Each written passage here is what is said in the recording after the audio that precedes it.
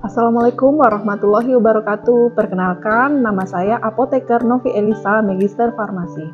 Salah satu dosen tetap Stifar Yayasan Farmasi Semarang. Dengan nomor NIDN 0616119301. Izinkan saya untuk menyampaikan pernyataan diri dosen dalam unjuk kerja Tridharma Perguruan Tinggi PDD UK TPT. Tujuan ini adalah salah satu syarat untuk mengikuti sertifikasi dosen. Sebagai dosen, saya telah menerapkan Tridharma Perguruan Tinggi yang terdiri dari pembelajaran, penelitian, dan pengabdian. Bidang pengajaran, salah satu yang saya ampuh yaitu Praktikum Farmakologi Toksikologi. Praktikum Farmakologi Toksikologi memiliki beban 2 SKS. Sistem pembelajaran dilakukan dengan metode interaksi, demonstrasi, dan diskusi. Interaksi adalah menyampaikan materi pembelajaran praktikum yang dilakukan secara langsung sebelum dan setelah praktikum di laboratorium. Demonstrasi adalah menyampaikan materi pembelajaran praktikum yang dilakukan dengan memberikan petunjuk ke mahasiswa menggunakan alat dan bahan yang sesuai dengan tema praktikum dan dapat dipraktekkan secara langsung oleh mahasiswa di laboratorium.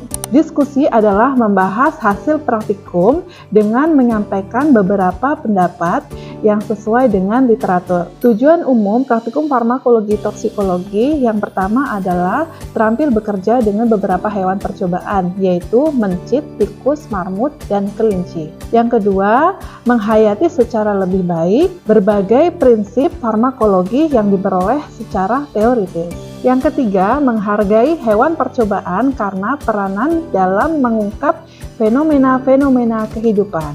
Yang keempat, menyadari pengaruh faktor-faktor lingkungan dan hasil eksperimen farmakologi sampai batas-batas tertentu analogi dengan pengaruh faktor-faktor pada manusia.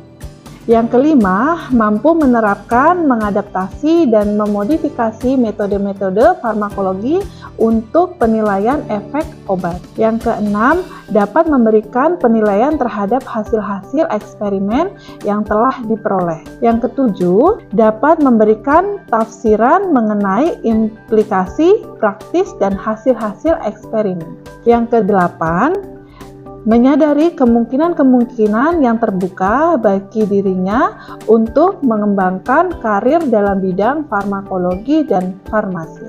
Deskripsi mata kuliah mempraktekkan mengenai pengaruh cara pemberian terhadap absorpsi obat, pengaruh induktor dan inhibitor terhadap efek farmakologi, uji antipiretik, uji analgetik, uji antiinflamasi, uji anti-hiperglikemi, uji ketoksikan akut, subkronik, uji anti-diare, dan uji antidotum. Capaian pembelajaran mata kuliah CPMK yang pertama, sikap bertakwa kepada Tuhan Yang Maha Esa dan mampu menunjukkan sikap religius. Menjunjung tinggi nilai kemanusiaan dalam menjalankan tugas berdasarkan agama, moral, dan etika.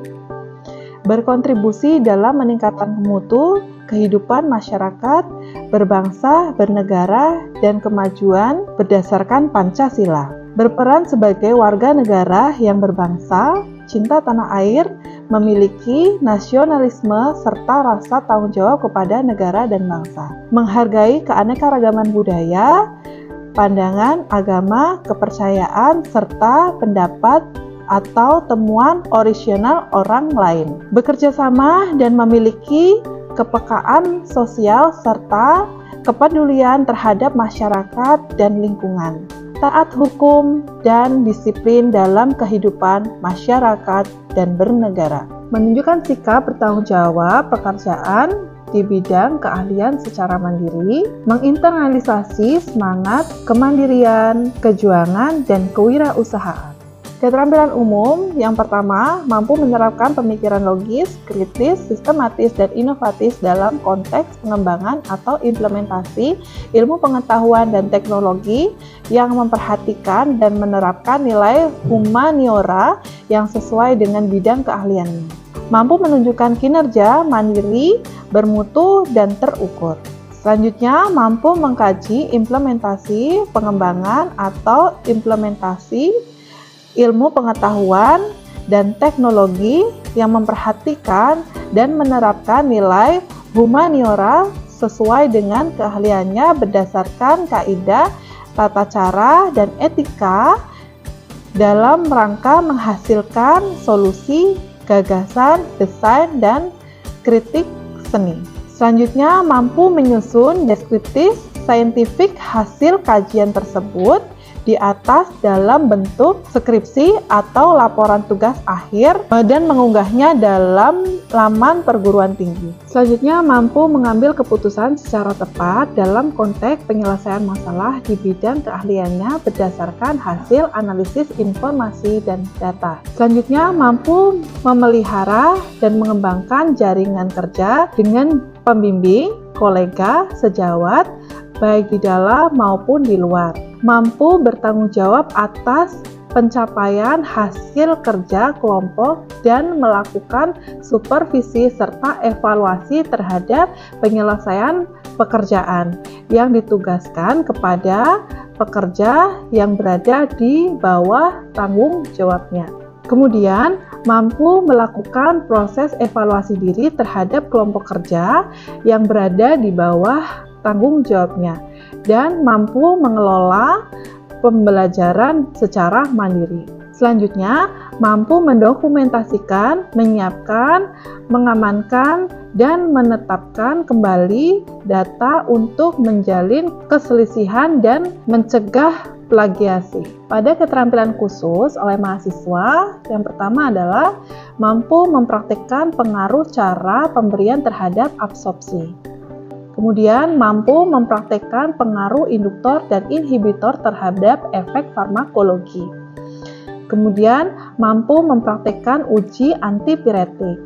Selanjutnya, mampu mempraktekkan uji analgetik. Kemudian, mampu mempraktekkan uji antiinflamasi, mampu mempraktekkan uji anti-hiperglikemi, mempraktekkan uji anti-hipertensi, mempraktekkan uji ketoksikan akut subkronik menggunakan OECD, mampu mempraktekkan uji anti-diare, mampu mempraktekkan uji antidotum. Pada pengetahuan, yang pertama menguasai cara pemberian terhadap absorpsi, kemudian menguasai pengaruh induktor dan inhibitor terhadap efek farmakologi, menguasai uji antipiretik, menguasai uji analgetik, menguasai uji antiinflamasi, menguasai uji antihipertensi, menguasai uji antihiperglikemi dengan metode induksi aloksan dan T3GO, menguasai uji ketoksikan akut subkronik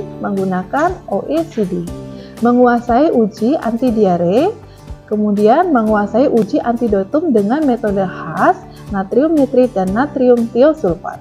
Selanjutnya, saya akan menampilkan metode pembelajaran praktikum farmakologi toksikologi pada pertemuan ke-8. Pertemuan ke-8 memiliki tema uji antidotum dengan metode natrium nitrit, natrium tiosulfat. Tujuan praktikum, mahasiswa mampu memahami tujuan, sasaran, strategi terapi antidot berdasarkan contoh kemampuan natrium nitrit dan natrium tiosulfat sebagai penawar racun sianida.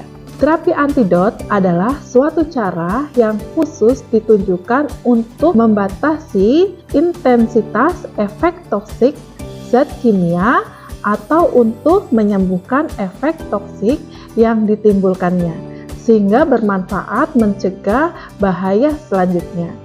Dapat dilihat bahwa sasaran terapi antidot adalah penurunan atau menghilangkan efek toksik. Assalamualaikum warahmatullahi wabarakatuh. Waalaikumsalam warahmatullahi wabarakatuh. Ya, baik, hari ini kita akan mempelajari terkait dengan praktikum uji farmakologi toksikologi, di mana pada percobaan yang ke-8. Di mana pada percobaan ke-8 kita akan membahas terapi antidotum yang akan diberikan kepada metode khas dengan bahan-bahan natrium nitrit dan natrium tiosulfat. Sudah belajar teman-teman semua?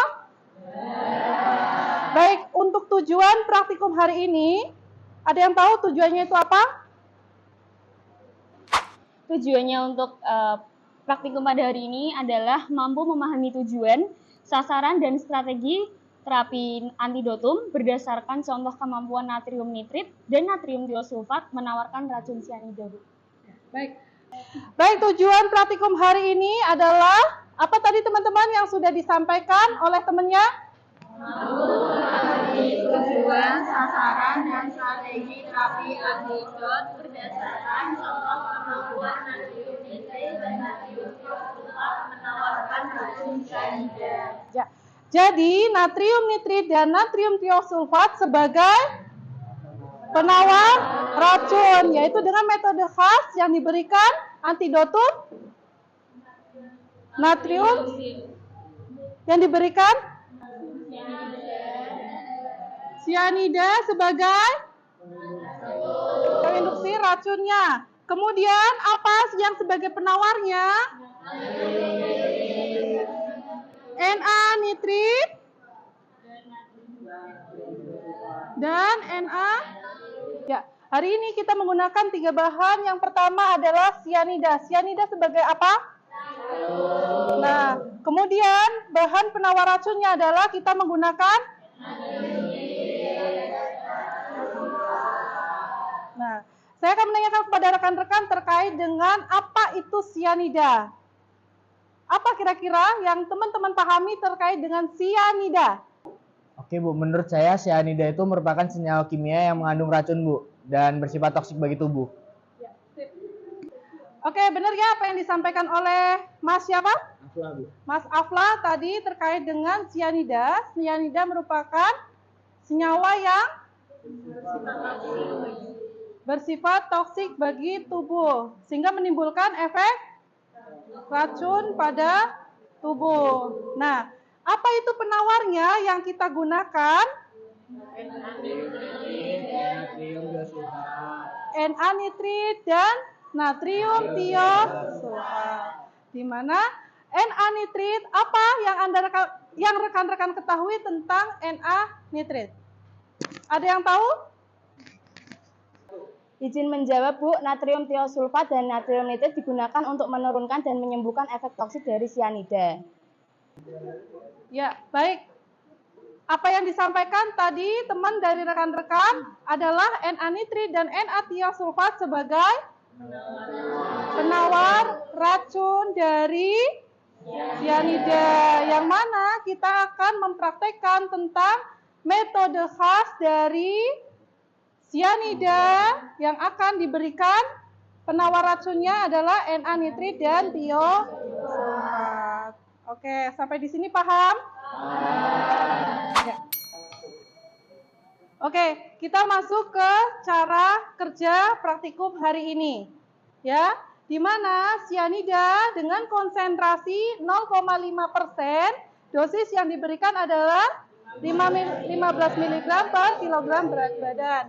Kemudian untuk natrium tiosulfat yang kita gunakan adalah 20 mg per kilogram berat badan. Kemudian natrium tiosulfat dosisnya berapa? Masing-masing kelompok nanti terbagi dari kelompok besar ini terbagi menjadi 5 kelompok. Satu kelompok kecil mendapatkan 3 hewan uji. Hewan uji apa? Mencit yang kita gunakan.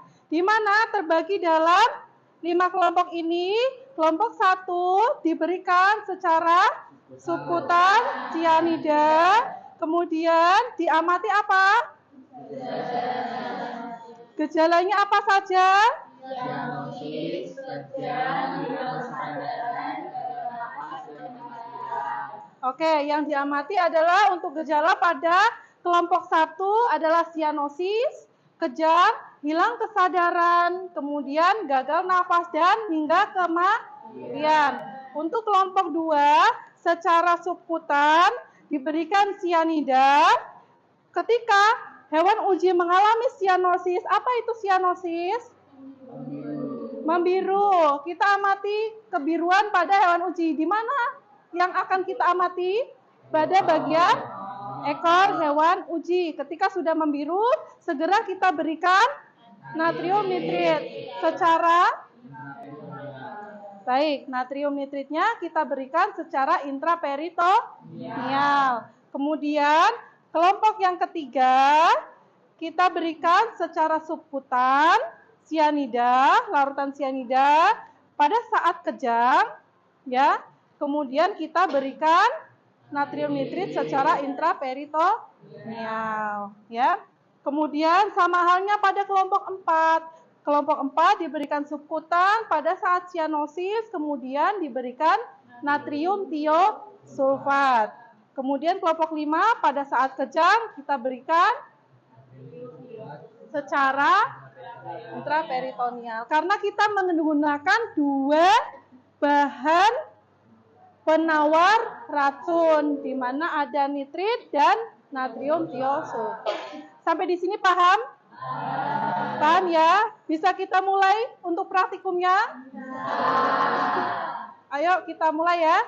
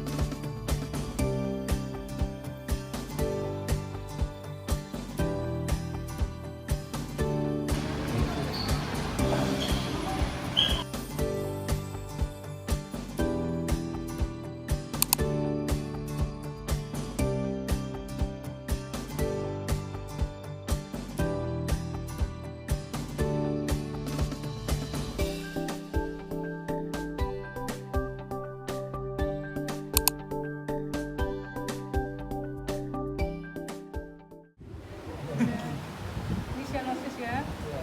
Menitnya berapa menit? 147. Ya, nih. Nih, kejang. Kejang berapa? 3 menit. 3 menit. Nih, kejang. Tinggal nunggu. Nah, itu kejang. Ya.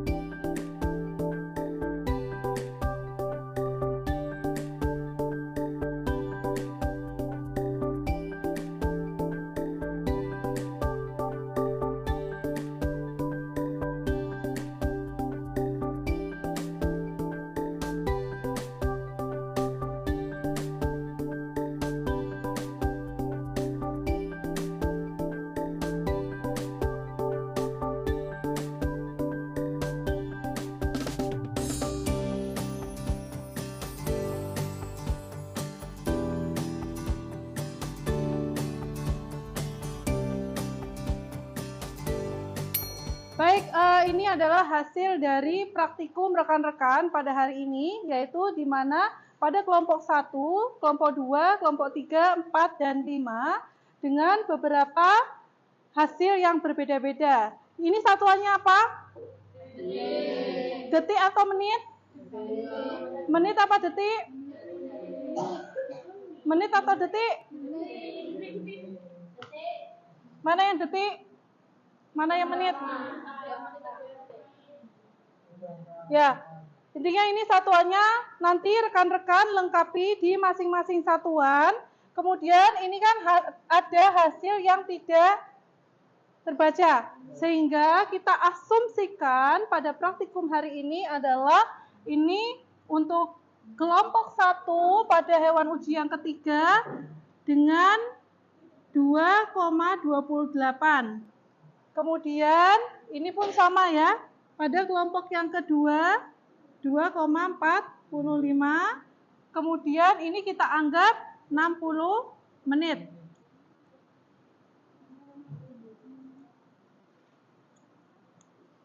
Oke, kemudian bagaimana kita akan mengolah datanya?